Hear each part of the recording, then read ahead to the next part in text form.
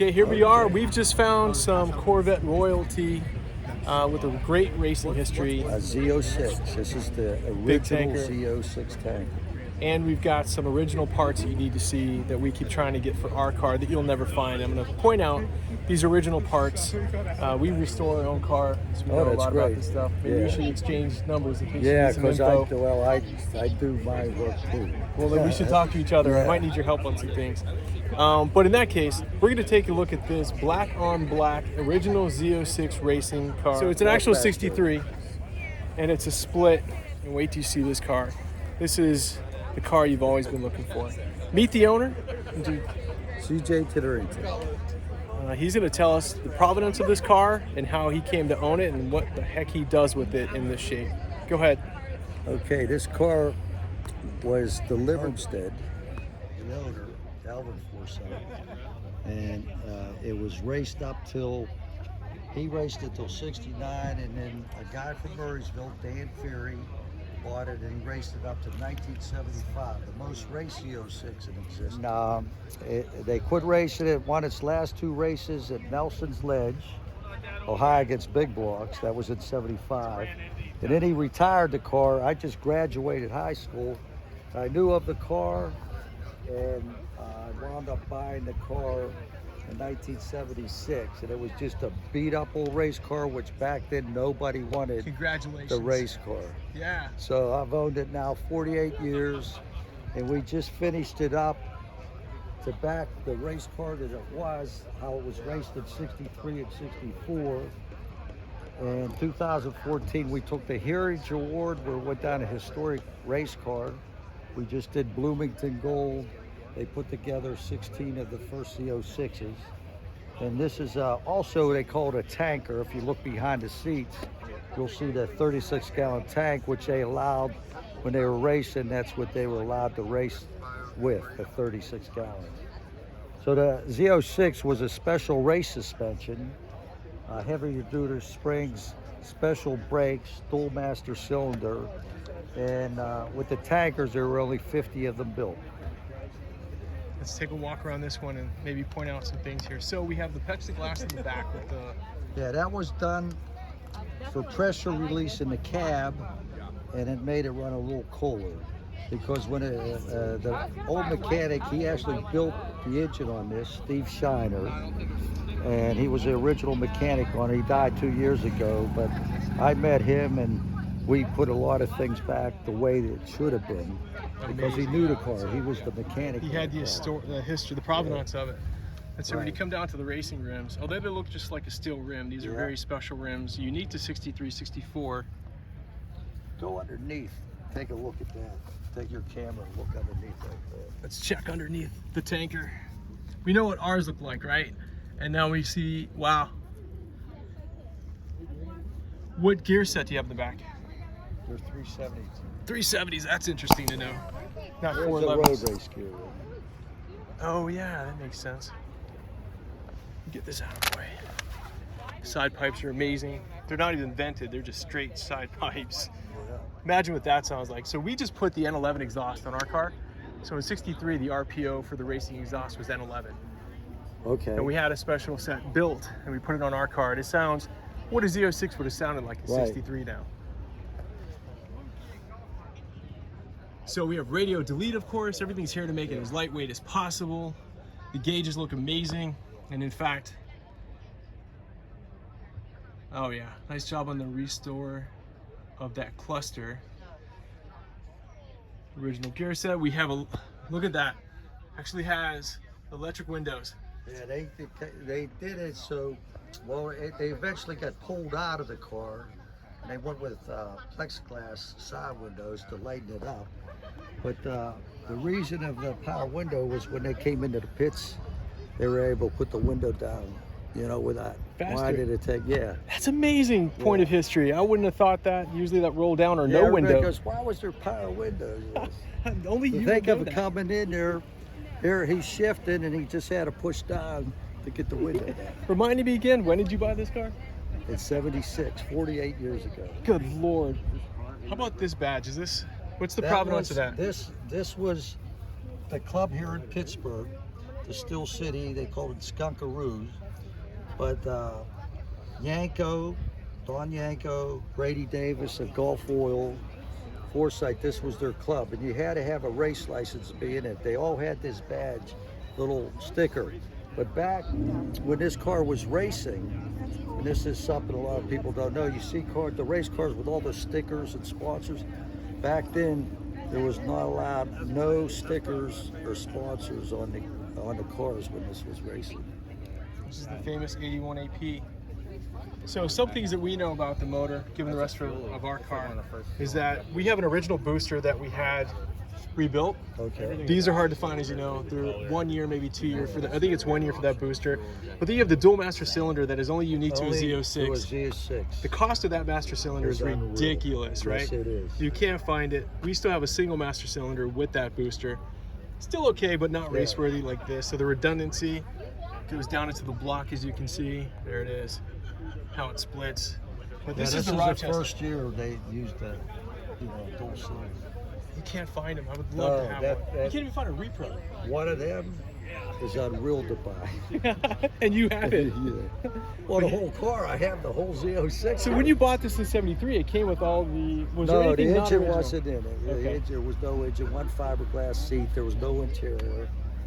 I mean, it was a beat-up old race car, which back then, no one wanted the race cars. They were something like a dirt bike. You junked them. If I only knew. How did you source that? I didn't switch it. I mean, how did you source it? How did you find it? What it came No, with that was with the car. The engine wasn't with it. If you only knew back then how much that would be. But here we go to Rochester. With a lot of people, I've heard, used to shelve the Rochester, put an AV because on they didn't know how the Rochester, if it wasn't tuned or set up right, they didn't understand them. And then they just put a carburetor back on it. So what's your feeling about the Rochester?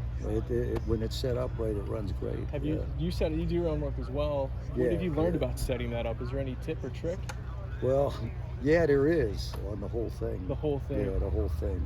Because here you got your air meter, the fuel meter, and everything got to correspond. And then they call it the spider, where the injectors go in. You see those copper lines? Yeah, there they are. The only thing that there is a problem is when they got hot, sometimes the gas vapor locked. Yeah. And you couldn't get it until it cooled down. So this would vapor lock as well? Yeah, the injection. Okay. That's the only down point with the injections was the vapor lock. Interesting. I had not heard that until now. Because of the heat between the manifold and where the spider, they call it the spider, where all the roll. It's the first time we're hearing that lingo as well, the spider. I love it. We're just learning as much as we can now. If I could, I'll be the first to tell you, and he would certainly tell you. This is about original as you can get. They went through NCRS. Did it also go through Bloomington Gold?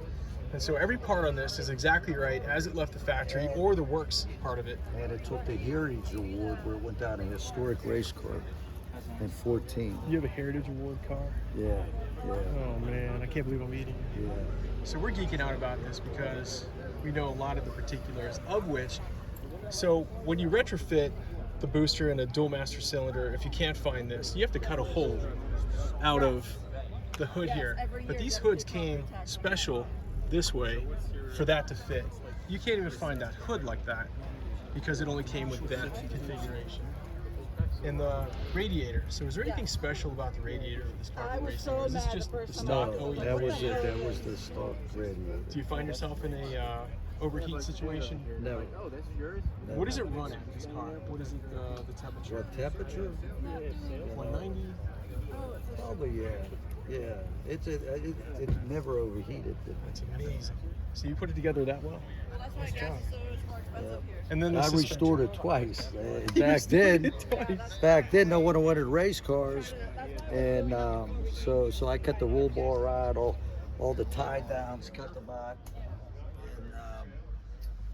and I made it streetable, put interior in, and it just made it streetable with bumpers, everything on. Nice job making it streetable. Something else to point out is the tall lug nuts. Yeah, that was for the 63 knockoffs. Okay. Okay, and I had a set of the early knockoffs. Kelsey Hayes. Yeah, with the 2-bar. You do the not have a 3. 2-bar. Yeah, I have 2-bar and 3-bar.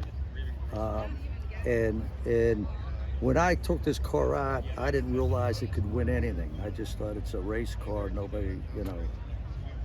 So guys from Gulf Oil go, I used to work on this car when we first brought it out and presented it up at the Shop and Save tent.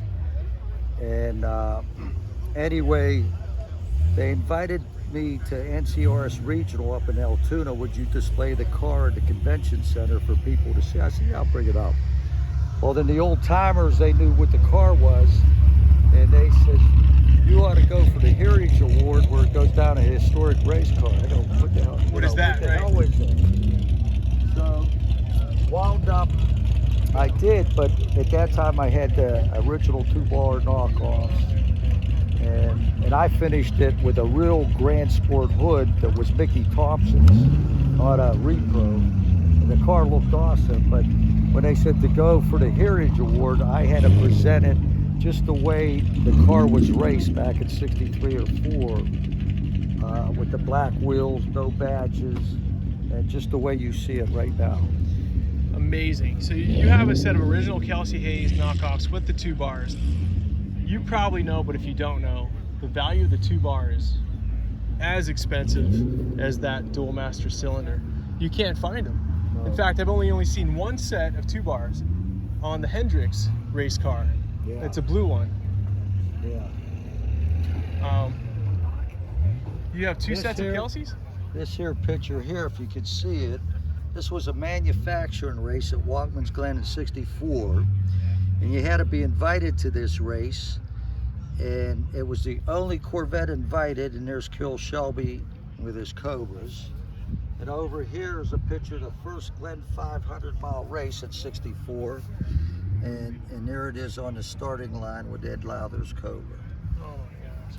You know, this is appropriate for us. We were just up at Pitt Raceway, and it was the Shelby National Convention there this year. I took a Cobra up there, I'm building right now. Did you? Were you there? I said, yeah. So did you meet Pete Brock? No, I Pete Brock was wasn't there actually for that. Okay. I wasn't there for We that. missed him too. I'll tell you about the Cobra. When I bought this, because I tell everybody the Z06, the AC Cobra, back then was a milestone for America, because this is when the cars where America dominated the tracks against the European cars. So I do have a Cobra, and I'm working on it now. I call them bookends. Oh yeah. Because this is when America dominated the tracks, and I don't care if you're a Ford or Chevy guy, Not at all, yeah. that's a milestone Yeah. for America. Nice job on the CSX. Do you know what your serial is on that Yes, one? I do. Don't even tell us. But amazing that you have the bookend of the CSX and The Z06. the Z06. I can't thank you enough for your time making friends on the Corvette experience, Yeah. but we're going to keep in touch with him for a lot of reasons. Incredible. Hard to believe that I got to meet that gentleman and the restoration that he put on that car, and finding that car when he did, not really expecting, as most didn't back then, what that car would turn into. An actual Z06 tanker. The original Kelsey Hayes 2-bar spinners. The original dual master cylinder and brake booster. Just everything about the car was amazing to be able to see and capture. What a great guy. He's going to turn into a friend of ours, and anything I could possibly pick his mind about, I definitely will.